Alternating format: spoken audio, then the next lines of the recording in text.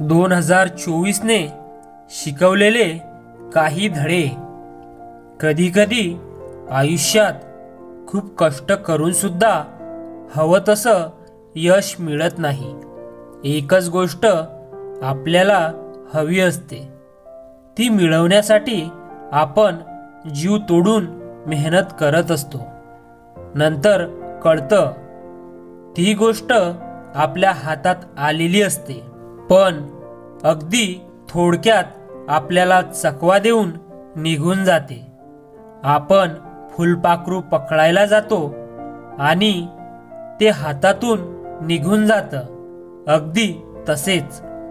पण ठीक आहे, देवाला सुद्धा वाटत असावं आपण अजून मेहनत करायला हवी. काही गोष्टी आपल्या हातात नसतात. काही वेळेला सगळे विसरून पुढे जावंच लागतं. किंमत माणसाला नसते, माणूस काय करतो याला असते. आपण खूप हवेत असतो. लोक आपल्याला चांगलं बोलतात, आपल्याला किंमत देतात. ती किंमत आपल्या पैशांना असते.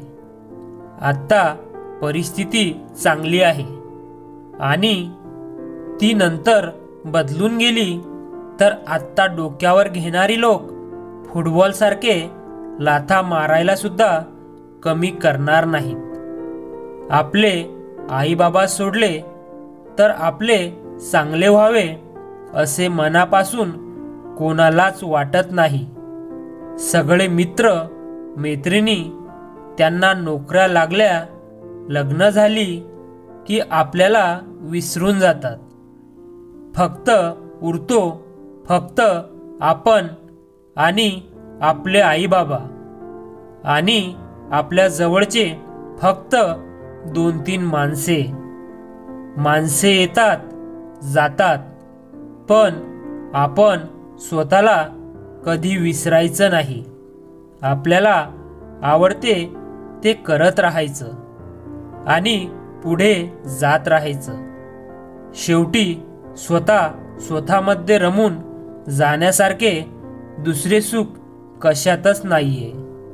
आपण वर्षाच्या सुरुवातीला खूप गोष्टी ठरवलेल्या असतात, पण वर्ष संपत येताना आपल्याला जाणवते की यातले काहीच पूर्ण झालेले नाहीये. आपण ठरवलेल्या सगळ्या गोष्टी आपल्या मनासारख्या होतात असे नाही. म्हणून काही वेळेला काहीच न ठरवलेले सुद्धा चांगले असते. रस्ता दिसतोय, फक्त चालत राहायचं. पुढे खड्डे पण असतील, खड्डे चुकवत राहायचं आणि येणारी फुले, पाकळ्या, गोड फळे यांचा आस्वाद घेत राहायचं. कधीही शक्य होईल तेवढं, जमेल तेवढा प्रवास करत राहायचा. प्रवास आपल्याला नव्याने जगायला शिकवतो. प्रवासात आपण स्वतःला सापडतो. आपल्या आयुष्यात असणारी दुःखे, वेदना आणि चिंता आपण काही वेळासाठी का होईना विसरून जातो. मस्त फिरा, प्रवास करा, आनंदी रहा.